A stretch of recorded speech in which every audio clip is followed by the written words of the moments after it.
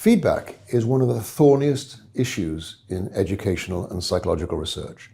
There are lots of people giving teachers confident advice about feedback, that it should be specific, that it should be immediate, that it should be constructive. And those things sound very sensible. But actually, there are some studies that show that that's not always the best way to give feedback. So, for example, some studies have found that delayed feedback is more effective than immediate feedback.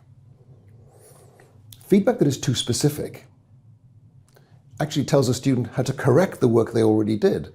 But if the feedback is too specific, it tells the student exactly what to do, so the teacher is doing the work for the student, and the student doesn't benefit. Sometimes feedback can be critical rather than constructive, especially for highly motivated students. So I think what the research shows these days is that any kind of simplistic formulation that this kind of feedback is better than this kind of feedback is really pretty bad advice, because it depends on what the students do with the feedback. And every teacher knows the same feedback given to one student will make that student try harder, and to a very similar student will make that other student give up. So you have to know your students, know when to push and know when to back off. And your students have to believe in you. They have to believe that you know what you're talking about, that you have their best interests at heart. So my advice on feedback is quite simple, but leaves a lot of work for the teacher to do. The first is that feedback is primarily designed to improve the learner, not to improve the work. So don't give explicit instructions to students about how to make their work better. They need to be doing some thinking to actually take that on board. The only thing that matters with feedback is what students do with it. If the feedback you're giving is getting you more of what you want from your students, it's good feedback. If it's getting you less of what you want, it's bad feedback. It's as simple as that.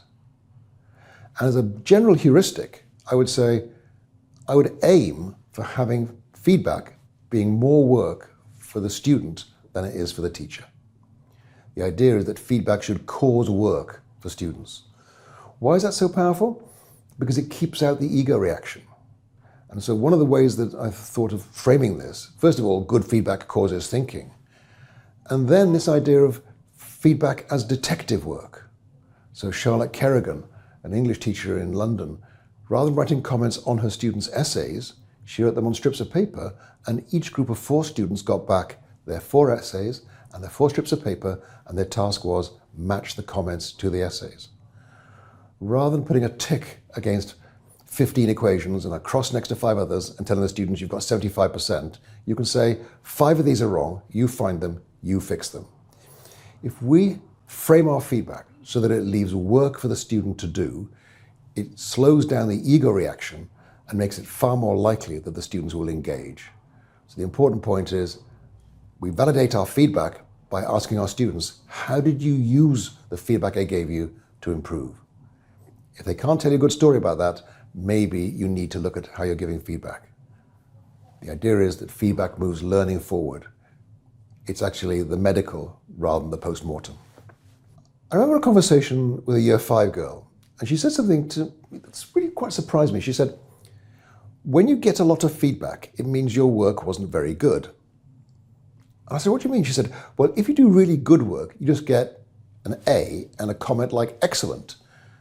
But if your work isn't as good as that, there's lots of teachers writing all over your book. We realized that to many students, a lot of feedback means your work wasn't very good. The more feedback, the worse your work must have been. And we thought, how can we level the playing field? How can we make feedback a kind of thing that everybody gets? And so we hit upon this idea of 3 questions, particularly useful in subjects like English and history.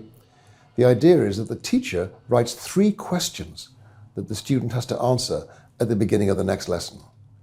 So there'll be different questions. For more advanced students, there'll be more challenging questions. But the idea is that the students know that if their books have been marked, the next 10 minutes of the first 10 minutes of the next lesson will be them responding to the 3 questions the teacher has asked. And this is particularly important because no teacher I know can give feedback to 2 students at the same time, writing in 2 different books at the same time. So feedback is a process of one-to-one tuition. It's really expensive in terms of teacher time, and yet many teachers don't take advantage of that. They actually throw it away. They give feedback to the students, but don't check the students have done anything with it.